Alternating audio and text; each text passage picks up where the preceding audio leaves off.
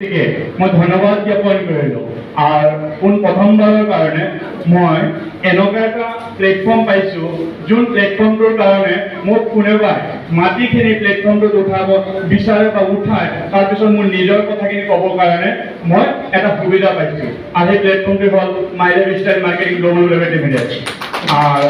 আজি আমাৰ সন্মুখত বহি থকা প্ৰমুখ্য আমাৰ মিষ্টাৰ তৰুক্ষ দাস ছাৰ মোৰ যদিও একদম লগত এনি টাইম নাথাকে কিন্তু এনেকুৱা এটা ৰিলেশ্যন মোৰ লগত ৰাখিছে যোনটো ৰিলেশ্যনৰ কথা অকণমান আগত ছাৰে কৈছিল সেই ৰিলেশ্যনটোৱে মোক ধৰি ৰাখিছে তেৱে আৰু ছাৰৰ কাৰণে জবৰদস্ত হ'ব লাগে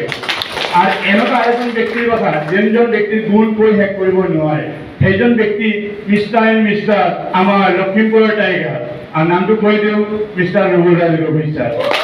যদিও একদম ফাৰ্ষ্ট টাইমত মই ছাৰক পোৱা নাছিলোঁ বিজনেছটোৰ কাৰণে বাট এই